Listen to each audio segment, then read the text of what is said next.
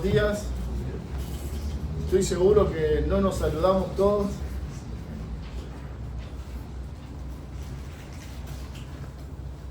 Quiero animarlos a que busquen ahí en sus Biblias Colosenses capítulo 3.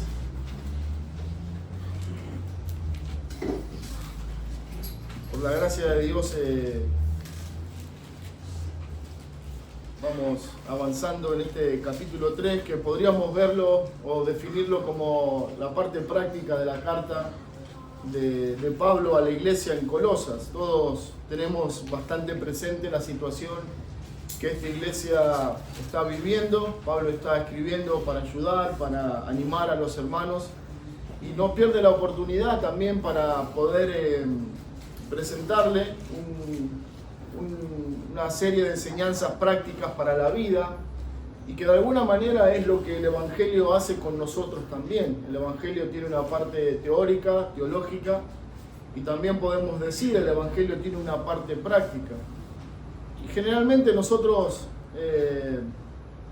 en ese análisis que hacemos de nuestra vida, en comparación a la parte teológica del Evangelio, podemos decir que estamos bien. O sea, creemos en esas verdades del Evangelio, confiamos en las enseñanzas de la verdad del Evangelio, en la justificación por la fe, en el perdón de pecados, en la seguridad eterna que el Evangelio nos presenta en su parte teológica. Pero no sé si todos podemos tener la misma reacción o seguridad cuando nosotros evaluamos nuestra vida práctica a la luz del Evangelio. Y eso es lo que de alguna manera Pablo está haciendo en esta parte de la carta a partir del capítulo 3. Recuerden, versículo 1 él les dice: ustedes han resucitado con Cristo. No se los recuerda porque ellos se han olvidado, sino que se los recuerda con la intención de que ellos puedan traer a su memoria cómo el Evangelio tiene que repercutir en su vida, en su conducta, tanto sea en lo privado como en lo público. Y eso es lo que nosotros también debemos evaluar en nuestra vida. Y eso es lo que no podemos perder de vista en esta mañana tampoco. Nosotros vamos a considerar nuestra enseñanza a partir del versículo 18 del capítulo 3. Vamos a leer hasta el versículo 21, pero solamente nos vamos a centrar en los versículos 18 y 19. Estos versículos hablan acerca del matrimonio, habla acerca de la responsabilidad que Dios le confiere o le da o pone sobre la mujer, y lo mismo sobre el varón. Ahora, esta enseñanza no está restringida solamente al hombre y la mujer dentro del matrimonio. Como decía al comienzo, esto nos tiene que llevar a evaluar nuestra vida práctica en el Evangelio, y también nos lleva a considerar de qué manera el Evangelio se va infiltrando, por decirlo de alguna manera, en todas las áreas de nuestra vida, así sea en nuestra soltería, así sea en nuestro noviazgo, así sea en nuestro matrimonio, en la vejez, como hijos, como padres, cualquiera sea nuestra situación. El Evangelio tiene que alcanzar esa instancia de nuestra vida y transformarla. De eso se trata. Eso es lo que Pablo va a enseñarnos en esta mañana, o lo que Dios va a enseñarnos, mejor dicho, por medio de Pablo en esta mañana. Leamos, hermanos, entonces, versículo 18 hasta el 21. Dice: casadas, estad sujetas a vuestros maridos, como conviene en el Señor. Maridos, amad a vuestras mujeres, y no seáis ásperos con ellas. Hijos, obedeced a vuestros padres en todo, porque esto agrada al Señor. Padres, no exasperéis a vuestros hijos, para que no se desalienten. Bueno, nosotros veníamos mencionando domingo tras domingo, cada vez que nos toca compartir la enseñanza de Pablo a los colosenses, decíamos que lo que Pablo está tratando de traer sobre la mesa y poner en las mentes de aquellos hermanos es que Cristo es el centro de nuestra vida. Era el centro, o debía ser el centro de la vida de aquellos hermanos en Colosas, y debe ser Cristo el centro de nuestra vida. Pablo lo grafica de esta manera. Él dice, ustedes estaban muertos, estaban de alguna manera condenados en esa muerte espiritual, pero Él vino, en su amor, te rescató, te dio vida y te dio una nueva vida, y esa vida tiene que ser vivida para Él. Resucitados en Cristo, buscad, dice Pablo, las cosas de arriba. Entonces, bueno, dado que nosotros vivimos por Cristo, en Cristo, es nuestro deber ahora como hijos de Dios vivir para Él. Y cuando hablamos de vivir para Cristo, vivir para Dios, no se trata de un compromiso de irnos al África a predicar el Evangelio, a alcanzar los perdidos en unos países que el Evangelio todavía no ha conocido. Eso puede sonar muy prometedor, pero alguien decía, si nosotros no vivimos para Cristo hoy, acá, en tu entorno, en tu casa, en tu familia, no vas a vivir para Cristo así te vayas de misionero a cualquier lugar. Y Pablo nos lleva a considerar esa verdad, que si nosotros resucitamos para Cristo, hemos de vivir para Cristo todo el tiempo, en todo lugar, en todo lo que hacemos. Todo tiene que estar enfocado a honrar a mi Señor, porque le pertenezco a Él, porque llevo su nombre, porque soy, como veíamos el domingo anterior, su representante aquí en la tierra. Pablo está tratando de que estos hermanos puedan considerar las implicaciones prácticas del Evangelio en su vida, y en consecuencia nosotros debemos hacer lo mismo. El Evangelio, hermanos, no es algo que nosotros sacamos a relucir el domingo por la mañana, el miércoles cuando venimos a la iglesia. El Evangelio, si verdaderamente está en nosotros, si verdaderamente hemos creído en el Evangelio, va a afectar toda tu vida. Alguien decía, si el Evangelio que has creído no afecta tu vida, tu conducta, tu manera de pensar, tu manera de vivir, entonces no creíste en el Evangelio. El Evangelio es radical, el Evangelio no es estático, el Evangelio no es pasivo, todo lo contrario.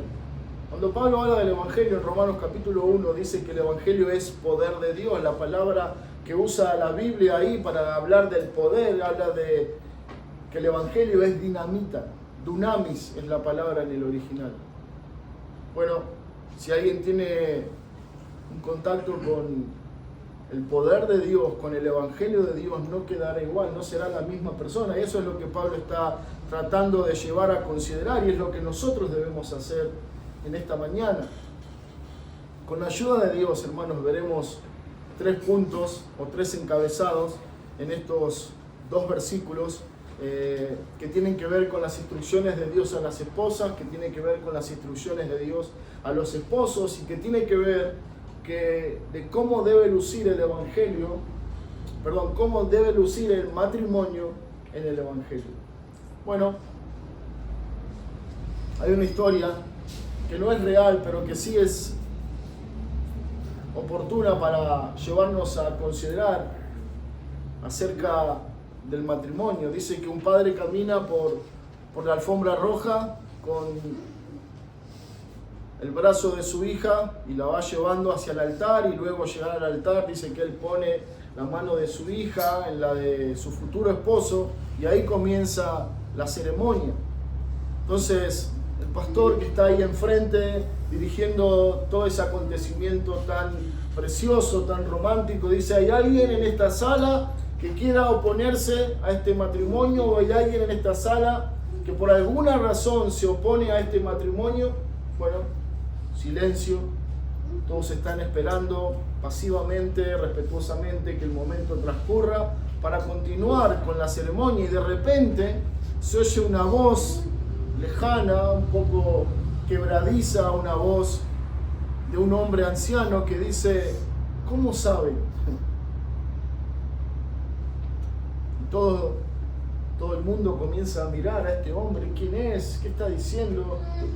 Y él continúa y dice: con todo respeto, mi pregunta es: ¿cómo ¿Cómo ustedes pueden saber si realmente este matrimonio que se va a concretar va a funcionar? ¿Cómo saben? ¿Qué seguridad tenemos?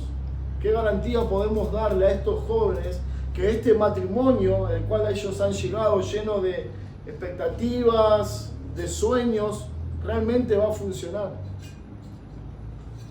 Y de repente este hombre mira al suelo y, perdiendo casi el volumen en sus palabras, dice: ¿cómo pueden saber?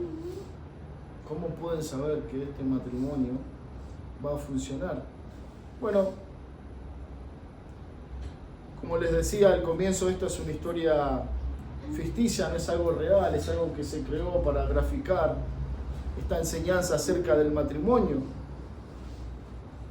Pero es interesante que esta pregunta puede llevarnos a, de alguna manera, gestionar en nuestra mente una respuesta o varias respuestas, dependiendo cuál sea nuestra mirada. Bueno, algunos pueden pensar, bueno, el amor todo lo puede, el amor triunfa sobre todo, si ellos están enamorados, esto va a prosperar, esto va a ir bien. Otros dicen, bueno, la compatibilidad de carácter, eso es una garantía, si ellos son compatibles, si ellos ya han atravesado esa circunstancia, podemos aseverar, podemos tener garantía de que este matrimonio va a triunfar. Otros pueden pensar, bueno, si tienen una buena crianza, si son de una buena familia, si son del Señor, si son cristianos, eso también puede garantizarnos de que un matrimonio bajo estas circunstancias va a prosperar. Bueno, sabemos esto, son preguntas que pueden estar en nuestra mente y otras tantas, pero como sea, esta pregunta ficticia de este hombre, de esta historia, es una pregunta interesante, una pregunta que podemos decir que es pertinente, que es necesaria, que es oportuna. Y es una pregunta que posiblemente nos estemos haciendo cada uno de nosotros, ¿no? Hacia alguien que se va a casar, ¿será que este matrimonio va a prosperar? ¿Será que esto es lo correcto? ¿Será que esta es la pareja? Quizás lo que ya han entrado al matrimonio, la pregunta que cada mañana pueden hacerse es: ¿esto es el matrimonio? ¿O esto era lo que tanto quería, lo que tanto anhelaba? ¿Realmente era por esto? Bueno, esta mañana, hermanos, con la ayuda de Dios, consideraremos qué cosas son necesarias para que un matrimonio triunfe. Vivimos en una sociedad que está atentando diariamente, constantemente contra el matrimonio. Que alguien se case es visto como algo antiguo. De hecho, muchos aseveran de que si hay algo que no ocurre como pasaba años atrás, es que la gente se case como antes se casaba. Ahora, bueno, ahí hacen como un acuerdo y se van a convivir y hacen vida de matrimonio, pero no están legalmente casados. Y es algo que se está como poniendo fuera de moda. Y hay una sociedad con todos estos movimientos que nosotros conocemos y que vemos a diario en todos lados, en la tele, en la radio, en las películas, en revistas, todo ese movimiento que está contra lo establecido por Dios, que es el matrimonio para un hombre y una mujer. Bueno, Dios en su consejo eterno, que es su palabra, nos ha dejado enseñanzas que nos ayudan a tener un matrimonio que honre a Dios. Hay promesas en la palabra de Dios que nos animan a los que ya están en el matrimonio a descansar en Dios, en su gracia, en su misericordia. Y también aquellos que no están, para que con confianza y con esperanza puedan entrar en el matrimonio, sabiendo de que el matrimonio es un lugar donde nosotros podemos ser bendecidos y de bendición para otros, y de un testimonio de la fidelidad de Dios en nuestras vidas. El versículo 18 del capítulo 3 de Colosenses, Pablo dice: casadas, estad sujetas a vuestros maridos como conviene en el Señor. Bueno, Sabemos a quién está dirigida la atención o la enseñanza en este versículo. Él está hablando a las mujeres, a las que son casadas, a las que tienen un esposo, y les dice a ellas que ellas deben estar sujetas a sus maridos o a su marido. Bueno, este versículo 18 nos lleva a considerar el primer encabezado. Y en nuestro primer encabezado en esta mañana es que mi sujeción en el cielo hace posible nuestra sujeción en la tierra. Bueno, explicamos este punto.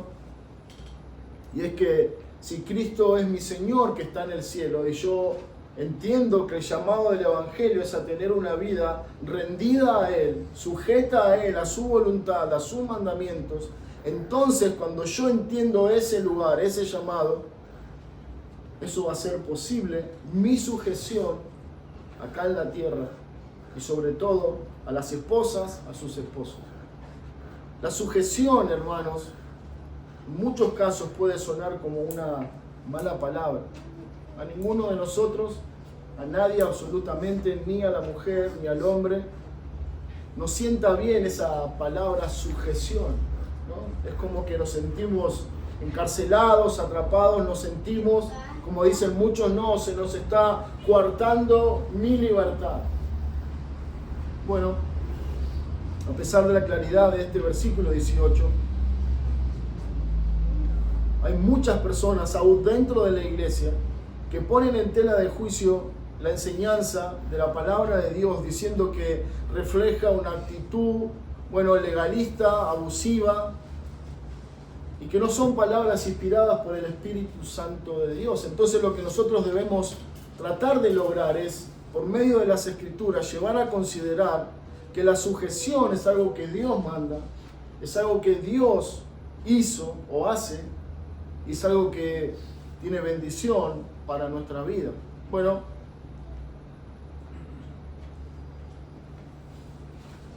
en primer lugar, la sumisión no es algo que nos hace inferiores. El hecho de que yo me someta a otra persona, en el mundo lo viven así, lo ven así como alguien, vos te sometés a él porque él es mayor, él es más capaz, más poderoso,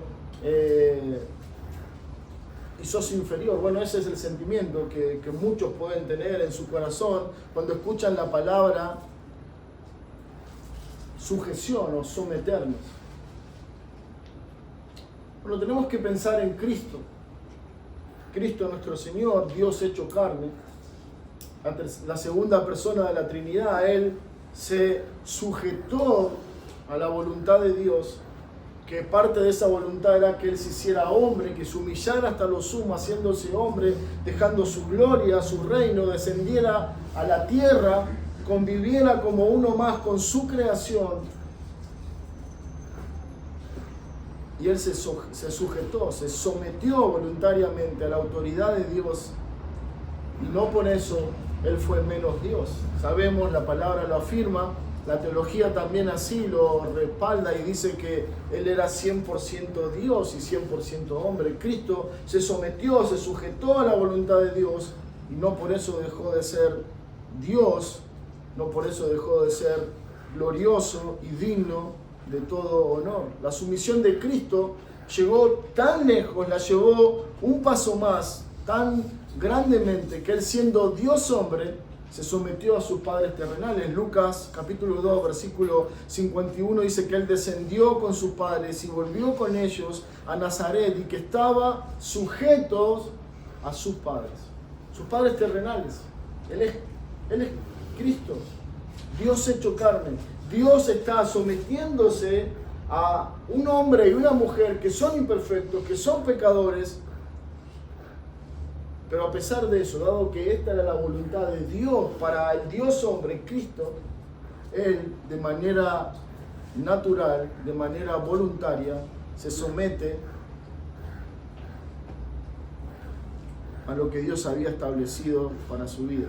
Vemos a un Cristo que es infinitamente superior a sus padres, pero aún así Él se somete a ellos. Por eso con esto podemos afirmar que la sumisión no significa inferioridad, todo lo contrario, significa humildad, significa aceptar la voluntad de Dios para nuestra vida. Génesis 2:18 dice: y dijo Jehová Dios, no es bueno que el hombre esté solo, le haré ayuda idónea para él.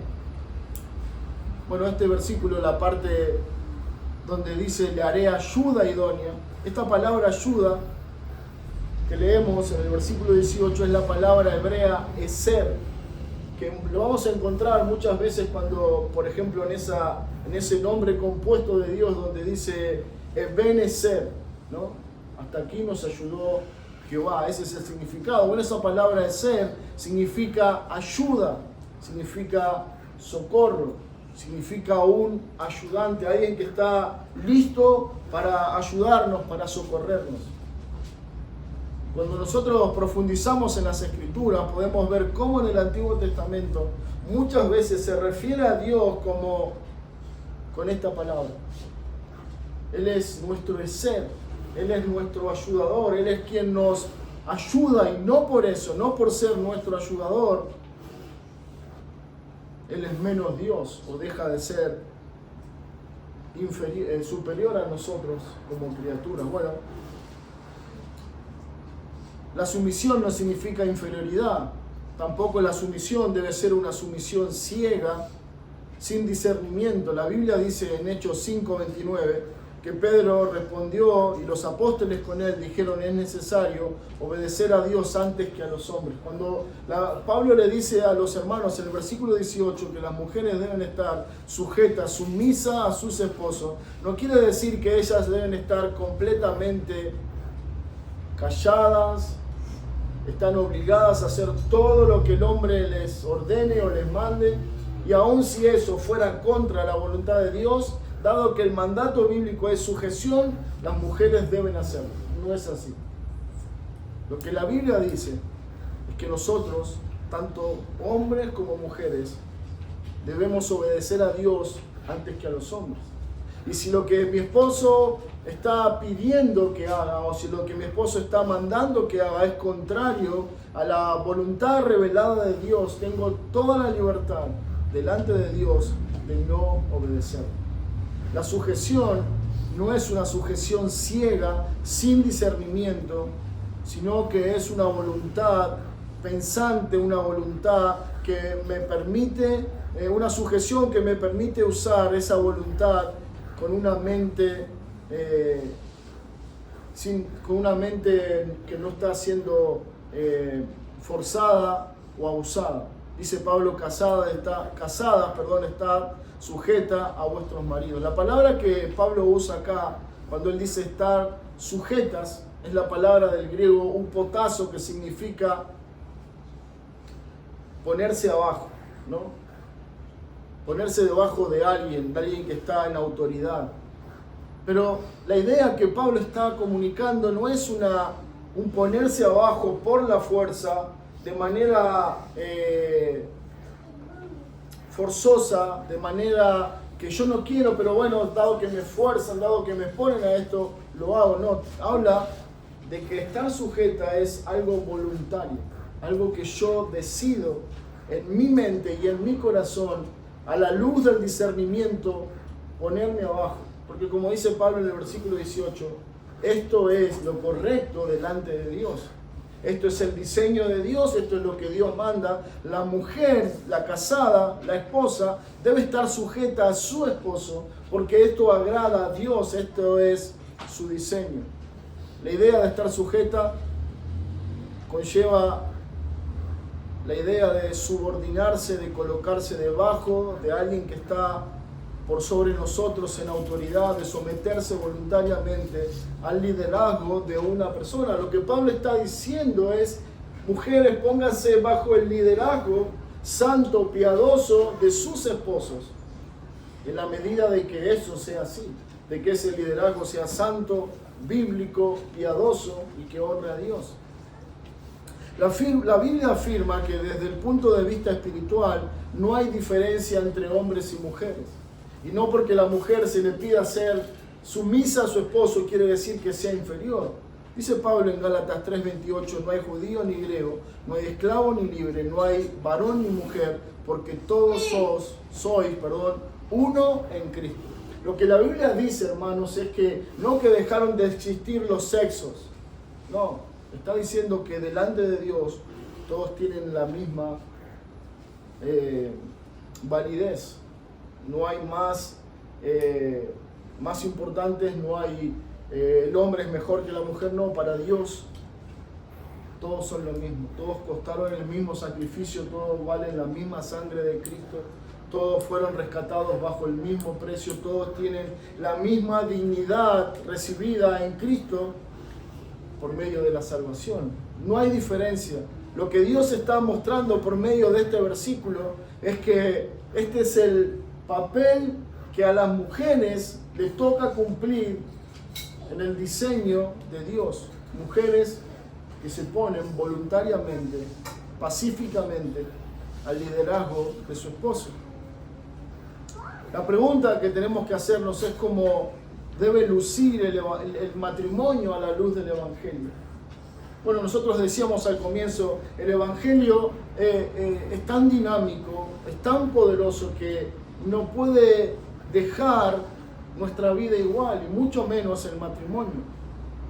Podemos decir que a la luz del Evangelio, el matrimonio debe verse de esta manera, que a la esposa le corresponde representar el papel de Cristo como aquel que se sometió al Padre. Cuando una mujer está asimilando este llamado del Evangelio, a estar sujeta a sus esposos, es el mismo llamado que Dios le dio a Cristo de someterse a la voluntad del Padre y cumplirla hasta la muerte y muerte de cruz. ¿Y sabe cómo respondió Cristo a este llamado de Dios Padre? Oh Dios, tu voluntad me agrada. Me agrada hacer tu voluntad. Para esto he venido, para cumplir tu voluntad. Bueno, el llamado del Evangelio a cada esposa, cada futura esposa, en este lugar, en esta iglesia, es a imitar a Cristo, a ponerse bajo el liderazgo de sus esposos, como Cristo se puso y se sometió voluntariamente a la dirección del Padre para su vida. Bueno, posiblemente alguna esposa, alguna hermana puede preguntar en su corazón, en su mente, ¿por qué la mujer le tocó este papel? ¿Por qué no fue el hombre el que tenía que someterse? ¿Por qué siempre nosotras las que tenemos que estar sujetas a los varones? Bueno, la pregunta puede parecer interesante. Y la respuesta es, bueno, ¿por qué le tocó a Cristo el papel de ser Él el que tuvo que venir a la tierra a morir en la cruz? ¿Y por qué no el Espíritu Santo? ¿Por qué no Dios Padre?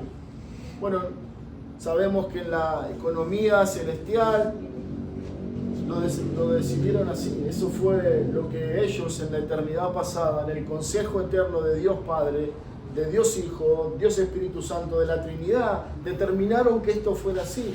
Y de la misma manera, esposas, hermanas, sepan esto. La sujeción es algo que Dios manda, que Dios diseñó y determinó para las esposas en el matrimonio. Esto implica que como esposas han de tener una disposición de corazón para honrar y reconocer la autoridad que Dios le ha dado al esposo dentro del matrimonio. Eso es sujeción. Es una inclinación voluntaria al liderazgo de los esposos, a pesar de la imperfección, del pecado, de la torpeza que nuestros esposos o que los esposos puedan tener en su liderazgo. Son hombres imperfectos. Esto es interesante y lo veremos en un momento más acerca de esa figura del hombre imperfecto en comparación con un Dios perfecto, con un esposo perfecto como Cristo. Pero Pablo dice a las hermanas, estén sujetas a vuestros maridos, porque esto conviene al Señor. Esto agrada a Dios. Esto honra a Dios. Noten que la razón por la cual las mujeres deben estar sujetas no es por los esposos, es por Dios. Es por la dignidad del llamado de Dios a las mujeres. Es porque Dios te ha dado ese lugar, Dios te ha hecho mujer, Dios te ha puesto en ese matrimonio para que desde ese lugar, en ese papel, le honres a Él. Por eso, las mujeres no deberían resentirse, bajo esta premisa o con este mandamiento, porque ese es el lugar que Dios te ha dado para honrarle a Dios.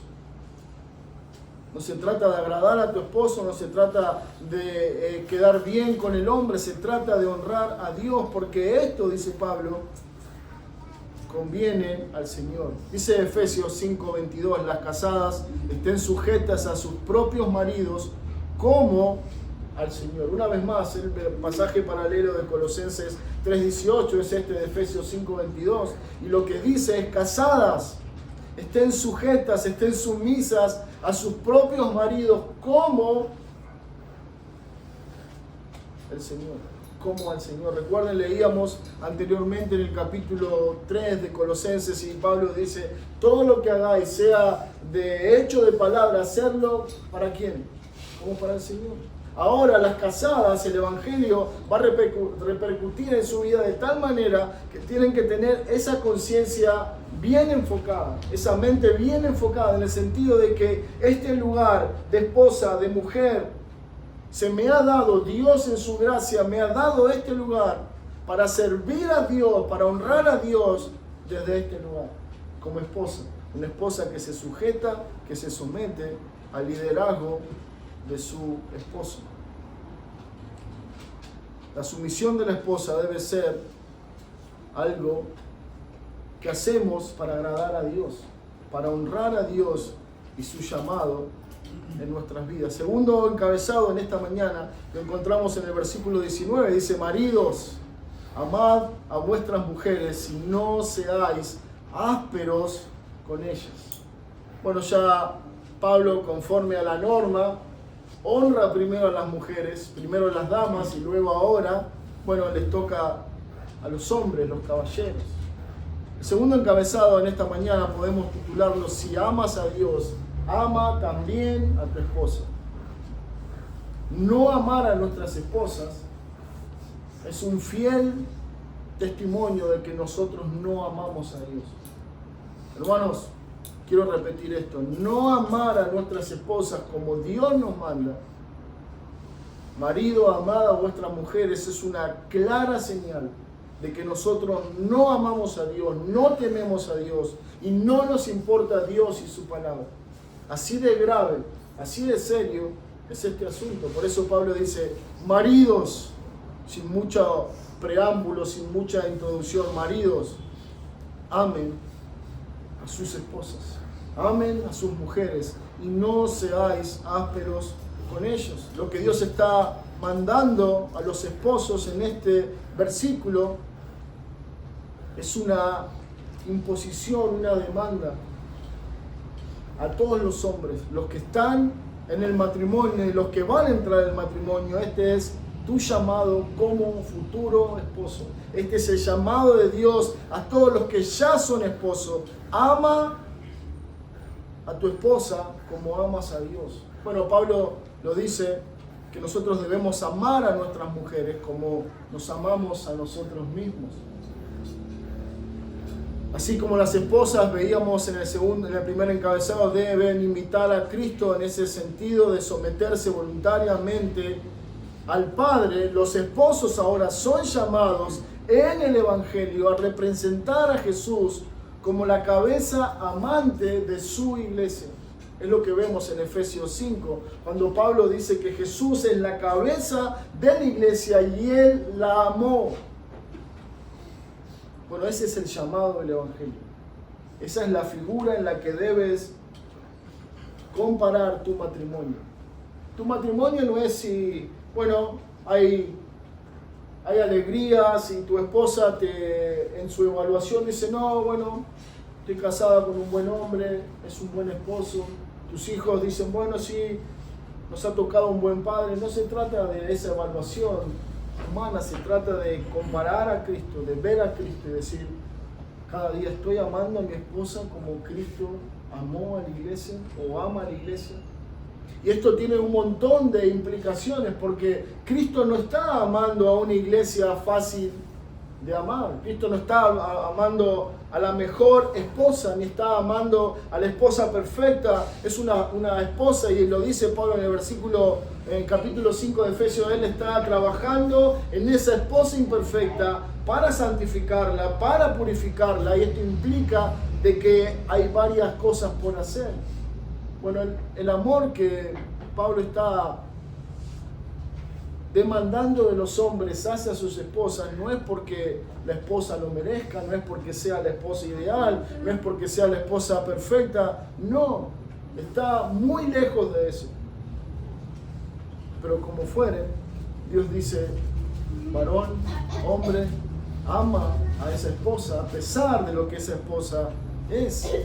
La Biblia no manda al esposo a someterse a su mujer.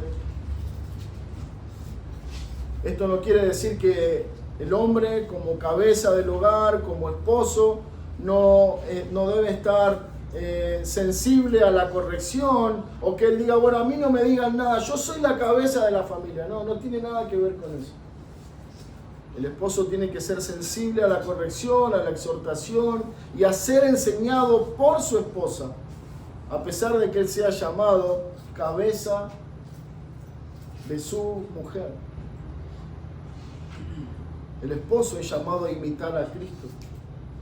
Hermanos, cuando pongo esta figura en mi mente, quiero correr, quiero escapar de esto, porque qué lejos nos queda, qué lejos estamos de siquiera imitar en lo mínimo en ese amor de Cristo por su iglesia.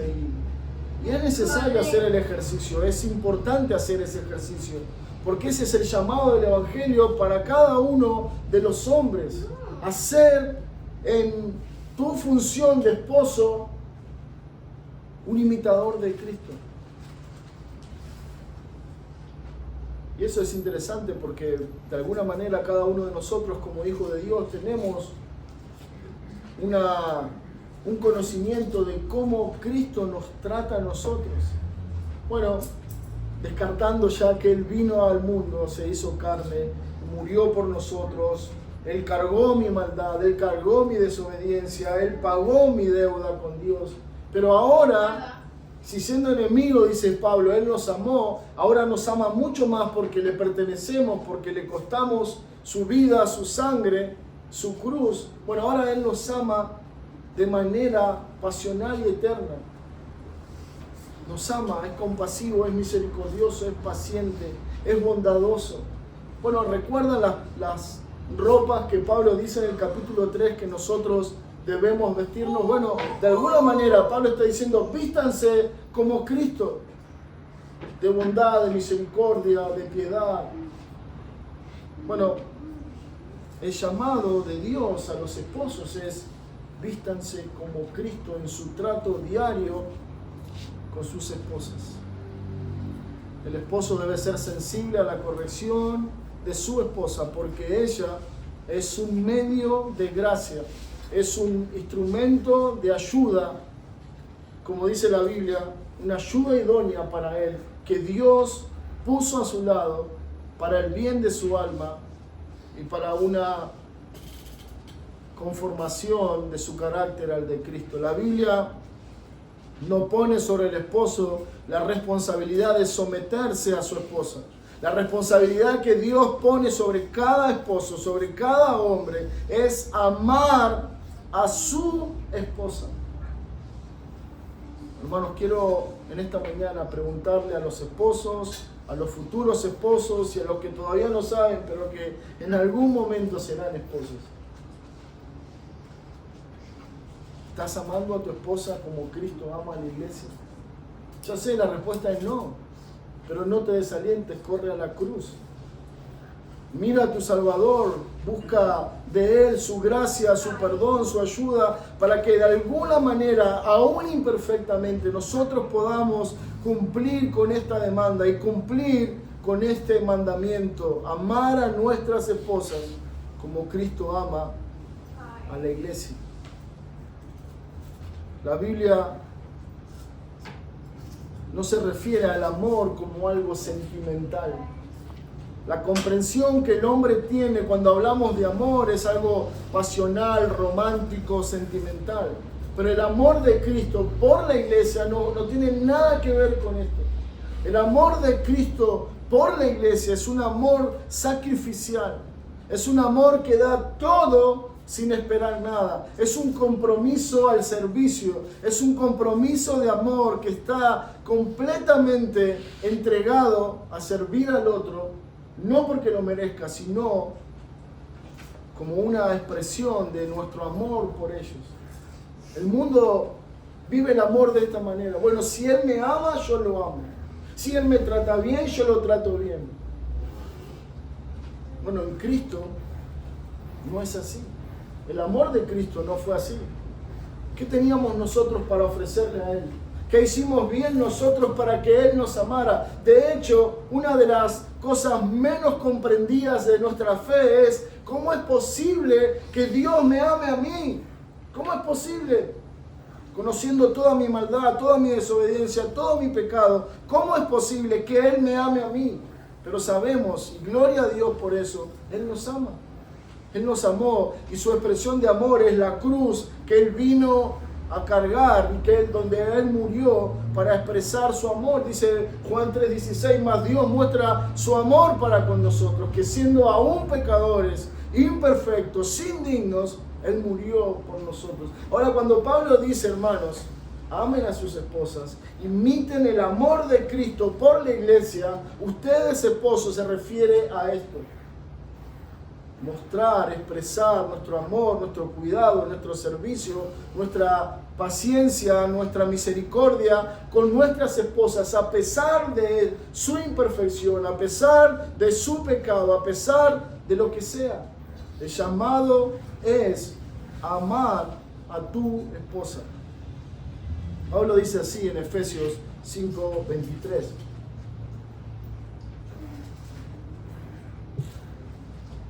Porque el marido es cabeza de la mujer, así como Cristo es cabeza de la iglesia, la cual es su cuerpo, y Él es su Salvador. Maridos, dice el versículo 25, amad a vuestras mujeres, así como Cristo amó a la iglesia y se entregó a sí mismo por ellas. Este es el desafío en tu vida, esposo. No se trata de cuán comprometido puedas estar en la obra de Dios, cuán comprometido puedas estar en predicar el Evangelio, en modelar una fe sólida, en mostrar un testimonio genuino de tu fe. De nada te sirve todo esto a menos que cumplas con este mandamiento. Ama a tu esposa como Cristo ama a la iglesia, entregándote cada día por ella. Esa es la conclusión que Pablo hace en el versículo 25. Cristo amó a la iglesia y no se quedó en una simple expresión romántica de amor. Oh sí, Padre, amo a los perdidos. No, Él se comprometió. Él se arremangó, Él se hizo carne, Él descendió de los cielos, Él vino a buscarte, Él te dio una nueva vida, Él cambió tu corazón, Él murió por su iglesia en la cruz del Calvario. Ahora, amor no es sentir mariposas en el estómago cada vez que miro a mi esposa, no. Amor en el matrimonio implica estar decidido, estar determinado a dar mi vida por mi esposa. Y ya sé, brota del corazón del hombre ese sentimiento heroico, ese sentimiento de hombre, y decir: yo estoy dispuesto a morir por mi esposa. Bueno, lo mismo dijo Pedro por el Señor, y ya sabemos cómo terminó esa historia. Pero posiblemente alguien entre nosotros estuviera realmente decidido a dar su vida por su esposa. Pero lo que el Señor nos llama es mucho más interesante mucho más real, mucho más práctico. Porque lo que el Señor nos llama es, como leíamos en el versículo 25, que Cristo amó a la iglesia y se entregó por ella. El llamado de Dios a los hombres es a morir cada día a esa negatividad de nuestro corazón, de amar a nuestras esposas, de servirles, de mostrar a Cristo y de poder vivir amándola cada día hasta que el Señor nos llame. Ese es el llamado de Dios a los esposos. Vivan cada día amando a sus esposas, un día a la vez. No esperen de un acontecimiento dramático, de un momento en donde se te va a presentar la oportunidad de sacrificarte por tu esposa. No, el llamado es: vive hoy amando a tu esposa. Porque ¿qué garantía está o qué garantía hay de que si yo no vivo cada día amando a mi esposa, ese día en que deba poner mi vida por ella, la voy a poner? ¿Qué garantía hay? Bueno, el llamado es a vivir cada día amando a nuestras esposas, entregándonos por ellas, así como Cristo se entregó por ellas. Dice el autor John Stott, hablando en su comentario a los Efesios, dice: si ser cabeza significa en algún sentido poder, ese poder no es para abusar, no es para gobernar con arbitrariedad, no, significa poder para cuidar, significa poder no para aplastar, sino poder para cuidar. No es poder para dominar, sino que es poder para servir. No es poder para neutralizar el carácter de la otra persona, no, es poder para que la otra persona se realice a nuestro lado. No es un poder para frustrar, es un poder para realizar. En resumen, John Stott dice: ese poder como cabeza que Dios nos ha dado es un poder para cuidar, para servir, para que la otra persona a nuestro lado pueda sentirse realizada. Bueno, ese es el llamado, hermanos. La meta del amor del esposo es el de ser igual a Cristo, el de imitar a su Señor, el cual se entregó a sí mismo hasta la muerte por ese amor desinteresado por su esposa. Ser cabeza de la mujer debe ser un medio, ser cabeza de la mujer no puede ser un medio de la autosatisfacción o de la autoexaltación. El ser cabeza de la mujer en la Biblia implica siempre un medio para servir y para beneficiar a otros. Entonces noten de qué manera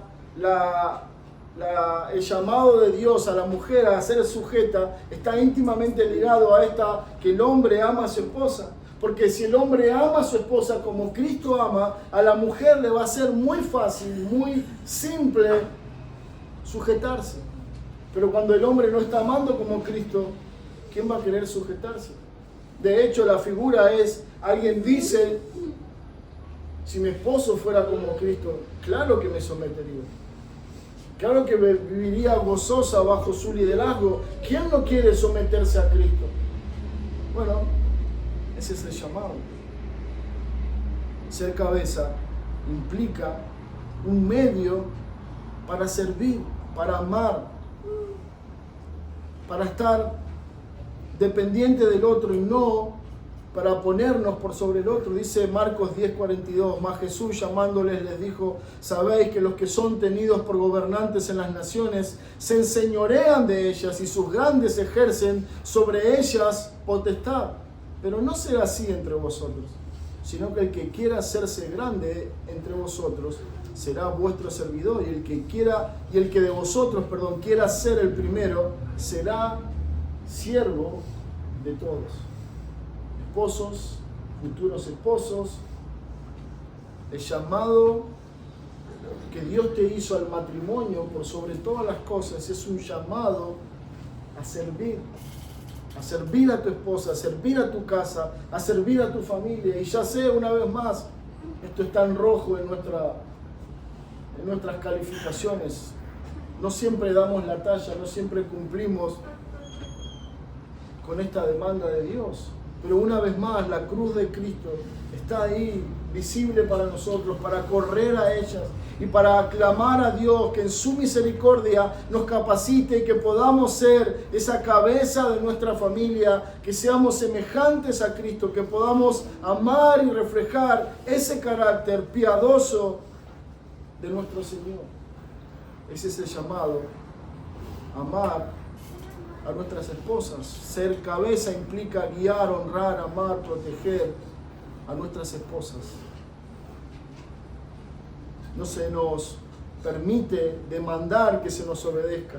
El llamado es amar, guiando, honrando, protegiendo a nuestra esposa. Ser cabeza es una oportunidad para un servicio desinteresado, para guiar a otros como Cristo guía a su iglesia, para corregir a otros a través de la enseñanza, así como Cristo corrigió a otros siendo cabeza de la iglesia. Ser cabeza no significa ser un líder abusivo, sino todo lo contrario, un líder humilde, que con sencillez de corazón, con misericordia, con piedad, por medio de la enseñanza, está corrigiendo y cuidando o velando por el bien de los otros.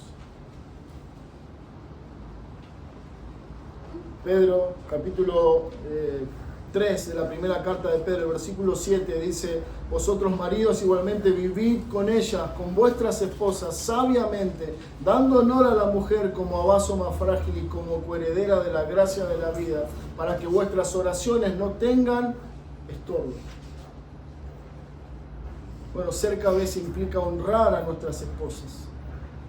La frase que Pedro está usando acá nos da la idea de que debemos tratar a nuestra esposa como una joya incalculable, de un valor incalculable. Dice, así debemos cuidar y amar a nuestras esposas, porque así es como Cristo cuida y ama a su iglesia. Efesios 5:28 dice, así que también los maridos deben amar a sus mujeres como a sus mismos cuerpos. El que ama a su mujer a sí mismo se ama, porque nadie aborreció jamás a su propia carne, sino que la sustenta y la cuida, como también Cristo a la iglesia. Interesante poder notar que si cada esposo, cada marido amara a su esposa como se ama a sí mismo, las cosas serían completamente distintas. Qué testimonio hermoso exhibiríamos de Cristo en nuestro matrimonio al mundo. Ser cabeza como Cristo es amar, cuidar como Cristo ama y cuida a su esposa. Esposos, el ejemplo es Cristo, el desafío es Cristo, la imagen a imitar es la de Cristo, quien, a pesar de que a través de los años y generaciones su iglesia ha sido una iglesia imperfecta, inmadura, incrédula, Él permanece amando, cuidando y obrando en su iglesia para que al final pueda llegar a ser una esposa que honre a su Señor. Cuando pensamos en el Evangelio y en nuestro matrimonio, no podemos perder de vista que el Evangelio nos lleva a recordar que somos pecadores. Si bien somos pecadores salvados por gracia, seguimos siendo pecadores, y el matrimonio tiene que ver con eso, dos pecadores que se unen, que determinan unirse en el matrimonio y que ahora van a vivir juntos. Bueno, eso no es nada prometedor. Donde hay dos pecadores habrá problemas.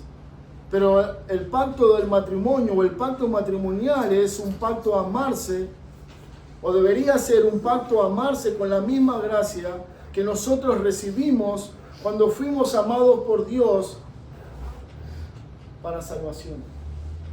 El Evangelio se refleja en nuestro matrimonio cuando nosotros, a pesar de las imperfecciones y a pesar de nuestro pecado, podemos amarnos, y esto es un deber. Debemos amarnos así como Cristo nos amó de pura gracia. No lo merecíamos.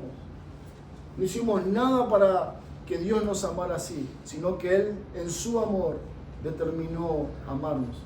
El llamado de Pablo a los esposos es: ama como Cristo te amó aquel día cuando te salvó. Ama a tu esposa con ese amor lleno de gracia, con ese amor redentor que Cristo tuvo con nosotros en la cruz del Calvario.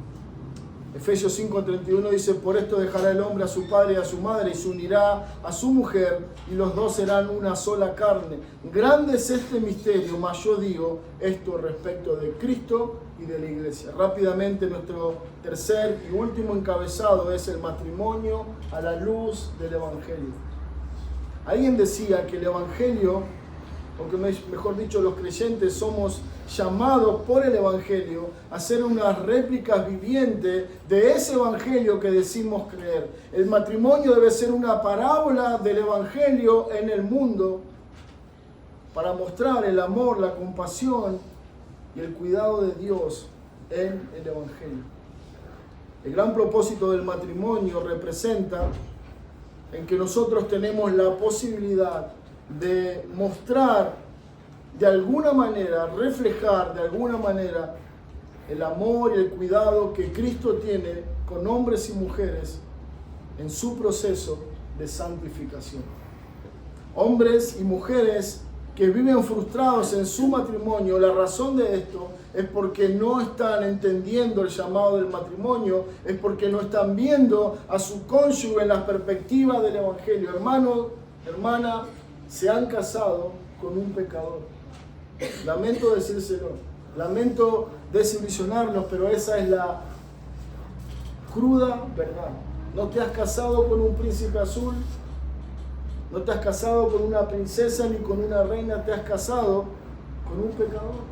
El pecador va a pecar de una y mil maneras. El pecador va a fallar, el pecador va a tener malos días, el pecador va a tener mal carácter y el pecador va a tener mal olor. Esa es la realidad. Y nosotros debemos vivir en ese matrimonio a la luz del Evangelio. Ese es el llamado, ese es el desafío. Eso es la razón por la que Dios te dio un esposo o una esposa. Para vivir el Evangelio en tu matrimonio. A pesar de ese pecador que está a tu lado. Nosotros somos llamados a amar con la misma gracia que Dios demostró con nosotros cuando éramos pecadores, y esa misma gracia, ese mismo amor es el que nosotros debemos tener ahora con ese cónyuge pecador que tenemos a nuestro lado. Pablo lo dice así en Romanos 5:8: mas Dios muestra su amor para con nosotros en que siendo aún pecadores, Cristo murió por nosotros. La razón por la que muchos matrimonios fracasan es porque no tienen en claro este principio bíblico para el matrimonio. El Evangelio debe impactar no solamente nuestra vida personal, el Evangelio debe impactar nuestra relación matrimonial, recordando siempre: me he casado con un pecador y necesito tratarlo con la misma gracia con la que Dios me ha tratado. Necesito tratarlo con el mismo amor con el que Dios ha mostrado por mí cuando era un pecador no arrepentido. Dios muestra su amor para con nosotros cuando éramos pecadores. De la misma manera, es el mismo llamado y el mismo desafío. Qué distinto sería el matrimonio de dos creyentes si en todo momento pudieran poner en práctica este principio en el Evangelio de amarnos unos a otros con la misma gracia, con el mismo amor con el que Dios nos ha amado. 1 Timoteo 1:15 dice: palabra fiel y digna de ser recibidas por todos, que Cristo Jesús vino al mundo para salvar a los pecadores, dice Pablo, de los cuales yo soy el primero. Pero por esto fui recibida misericordia, para que Jesucristo mostrase en mí primero toda su clemencia, para ejemplo de los que habrían de creer en Él para vida eterna. Dice Pablo: soy el primero de los pecadores. No quiere decir Pablo que él era el mayor pecador en el mundo. Él está diciendo: yo puedo hablar así de mí porque soy el pecador que más conozco. Conozco mi corazón, conozco mi maldad y digo: yo soy el peor de los pecadores que conozco. Bueno, Pablo se veía a sí mismo como el peor de los pecadores. Por eso él era tan apasionado con el Evangelio. Por eso él amaba tanto el Evangelio de la gracia de Dios. Por eso dice, por esto fui recibido en misericordia, para que Cristo mostrase en mí toda su clemencia, que Él, a pesar de mi pecado, a pesar de mi maldad, Él pudiera expresar su misericordia, su compasión y su amor por este pecador que soy yo. Bueno, lo que cada hombre y cada mujer necesita hacer para tener un matrimonio que honre a Dios, para que su matrimonio avance y sea un lugar de bendición para nuestras vidas, es poder verse como Pablo se vio a sí mismo, un pecador. Eres un pecador que necesita cada día de la gracia de Dios, que necesita misericordia, que necesita compasión, que necesita amor, paciencia y cuidado. ¿Cómo Dios trata a los pecadores? A pesar de que somos salvos, aún dice Pablo, somos pecadores. ¿Y cómo te trata Dios? ¿Con dureza, con maldad, indiferente? No, todo lo contrario. Dios te ama más ahora que antes. Pero eso no quiere decir que dejamos de pecar. No, Dios nos ama a pesar de lo que somos y a pesar de nuestro pecado. Cuando vivimos el Evangelio en nuestro matrimonio, se trata de esto. Porque lo que el matrimonio va a lograr es no acercar más a las personas y permitir que esas dos personas se conozcan más en todos los aspectos, en todos los sentidos. Pero también implica que en esa intimidad lo que más vamos a conocer es lo malo que es la otra persona. Sus malas actitudes, sus malas reacciones, su desobediencia a los mandamientos de Dios. Ahora, ¿qué tengo que hacer? ¿Tengo que salir corriendo? No. Ahí está el momento donde debo activar el Evangelio en mi matrimonio y amar con gracia, amar con piedad, como Cristo amó a su iglesia. Ese es el llamado de Dios al matrimonio. Dice un autor acerca del matrimonio, conocer a Dios y conocerse a sí mismo profundiza nuestra gratitud por la enorme misericordia de Dios en redimirlos y nos lleva a considerar la paciencia, la profunda paciencia de Cristo en continuar amándonos a pesar de quienes somos. Tenemos que ver el impacto del Evangelio en el matrimonio y eso no significa simplemente que tenemos que decir sí, soy un pecador casado. No, también significa que debemos ampararnos en el perdón de la gracia de Dios y acudir a esos recursos inagotables de su gracia salvadora que Él nos ha provisto para que nosotros podamos ser esposos y esposas conforme al diseño de Dios y para que a través de nuestra vida conyugal nosotros podamos afectar o funcionar como agentes de cambio en la vida de otros. Hermanos, el llamado del matrimonio, cuando vivimos el Evangelio en nuestro matrimonio, también tiene que ver con esto. Dios va a usar nuestro matrimonio para transformar, cambiar la vida de nuestro cónyuge, de nuestra esposa o de nuestro esposo. El matrimonio, dice el autor, no es asombroso porque brinda gozo a la gente, ni porque permite un ambiente cuidado y cariñoso para nuestros hijos, ni tampoco el matrimonio es asombroso porque trae estabilidad a nuestra vida y estabilidad a la sociedad. El matrimonio es maravilloso, dice este hombre, porque Dios lo diseñó para mostrar su gloria en él. Tú no eres el centro de tu matrimonio. El centro de tu matrimonio es la gloria de Dios a través del Evangelio. El llamado de un hombre y una mujer no es simplemente a estén juntos, formen una familia, tengan hijos, no. Ese es un llamado, sin duda. Pero el llamado central, prioritario de Dios a los esposos y a las esposas es Dios sea glorificado en tu matrimonio. De eso se trata. El gran propósito de nuestro matrimonio no es que seamos felices. Y claro, Dios no nos está llamando a no ser felices en el matrimonio. Pero esa felicidad tiene que venir como consecuencia de cumplir con el gran propósito del matrimonio, que es la gloria de Dios en el Evangelio de Cristo vivido en ese matrimonio. El gran propósito del matrimonio no es que nosotros seamos felices. El gran propósito del matrimonio no es que la otra persona, mi esposa, mi esposo, cumpla o supla mis necesidades. El gran propósito del matrimonio es que nosotros representemos ante el mundo la misma relación que Cristo tiene con su iglesia. Las esposas sometiéndose a la voluntad del Padre o del esposo, los esposos amando a sus mujeres como Cristo ama a la iglesia. Dice el autor Tim Keller, para terminar, el propósito del matrimonio es ayudar al esposo o a la esposa a través de un amor sacrificial de llegar a ser lo que él o ella serán cuando sean glorificados.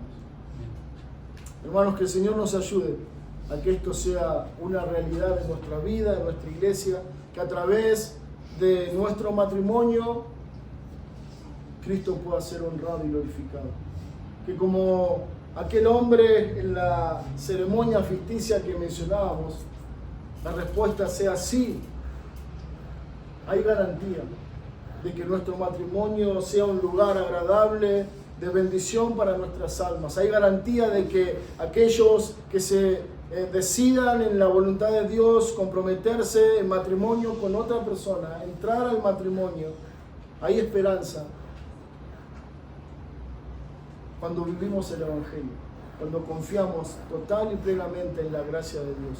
Que el Señor nos ayude a que esto pueda ser realidad en nuestra vida. Oremos. Señor Padre, gracias te damos por lo que hoy podíamos considerar, quizás no de manera profunda o perfecta, pero sí algunas verdades que nos ayudan a considerar nuestra vida y el llamado del Evangelio para cada uno de nosotros. Padre, tú sabes la razón y la necesidad en cada hermano, en cada hombre, en cada mujer que está casado, Señor, o aquellos que aún se van a casar. Te pedimos por estas vidas.